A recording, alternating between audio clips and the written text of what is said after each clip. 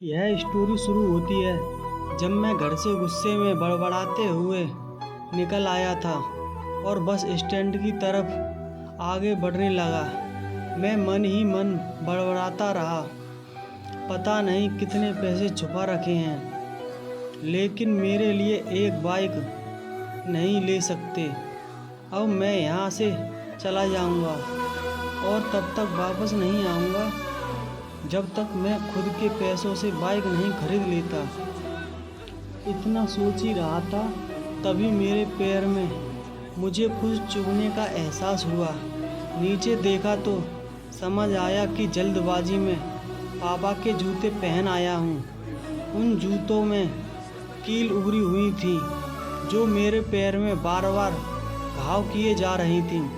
लेकिन उस समय गुस्सा अधिक था तो मैं बड़बड़ाते हुए आगे बढ़ गया।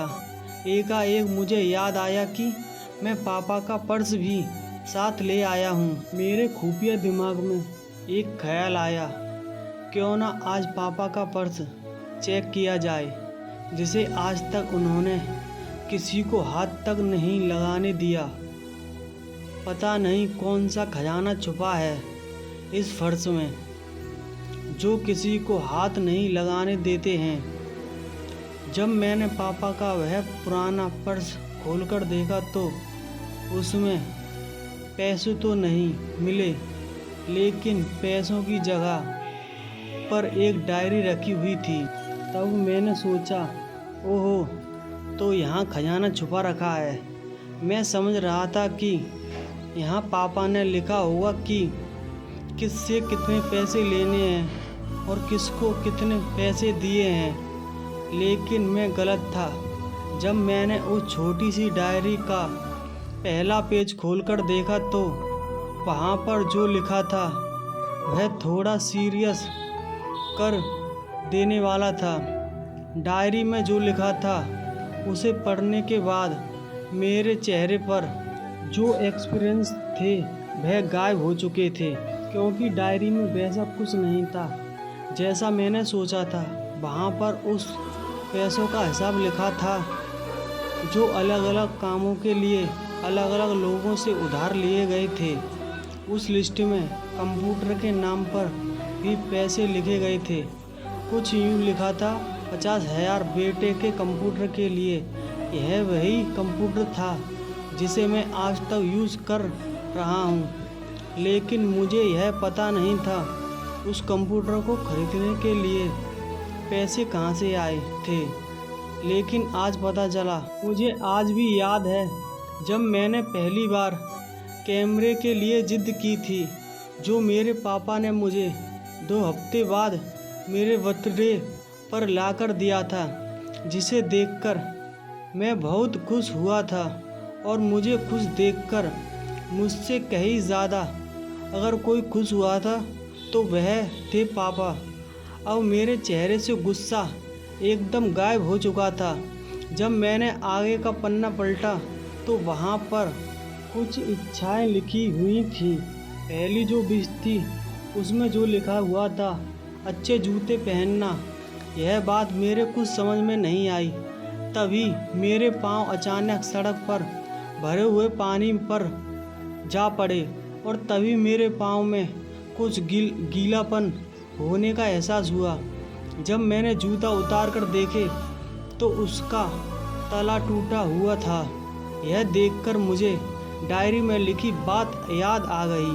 तभी मुझे माँ बाप की कई बातें भी याद आ रही थीं कि कैसे माँ जब कहा करती पापा से, अब तो जूते पुराने हो गए हैं, नए ले लीजिए, तो पापा अक्सर यह कहकर टाल दिया करते थे, जूते अभी और चलेंगे, अभी कुछ दिन पहले तो लिए थे। मुझे आज समझ आ रहा था कि कितने दिन और चलेंगे। साथ ही साथ यह भी समझ आ रहा था कि पापा पर्स को क्यों छुपा कर रखते थे। अभी उस डायरी को पढ़ते हुए बस स्टैंड पर पड़ी बेंच पर आकर बैठ गया। अब उस डायरी का आखिरी पन्ना बचा हुआ था। उस पन्ने को जब मैंने पलट कर देखा तो वहाँ कल की डेट लिखी हुई थी। तारीख के नीचे लिखा था 50,000 रुपये बाइक के लिए। बस इतना पड़ा और दिमाग सतर्क रह गया। अब मेरे मन में कोई शिकवा गिला नहीं बचा था, बस मेरी आंखों में आंसू चले जा रहे थे। मुझे आज तक नहीं पता तब मैं क्यों रोए जा रहा था। अब मैं जल्दी से घर की तरफ भागा, लेकिन जूतों की वह कील पाँव में अब तक घाव बनाने में कामयाब हो चुकी थी। मैंने जूते को रास्ते में ही निकाल कर फेंक दिया और भागते लड़खड़ाते हुए घर जा पहुंचा, लेकिन पापा घर पर नहीं थे। मैं समझ गया वह कहाँ गए थे। मैं सीधा पास वाली बाइक एजेंसी की तरफ भागा। पता नहीं आज कहाँ से इतनी ताकत आ गई थी कि मैं भागते हुए थक ही नहीं रहा था, और वह भी बिना जूतों के नंगे पैर। जैसे तैसे मैं बाइक एजेंसी पर पहुंचा। पापा वहीं थे। मैंने पापा को दौड़कर गले लगा लिया और मेरी आंखों से आंसू रुकने का नाम ही नहीं ले रहे थे। पापा को समझ नहीं पा रहे थे आखिर हो क्या रहा है, मैं क्यों रो रहा हूँ। मैंने पापा से कहा, पापा मुझे मोटरसाइकिल नहीं चाहिए, आप अपने लिए जूते ले लीजिए। अब आज से मैं जो भी करूँगा अपनी मेहनत से अपने बलबूते पर करूँगा।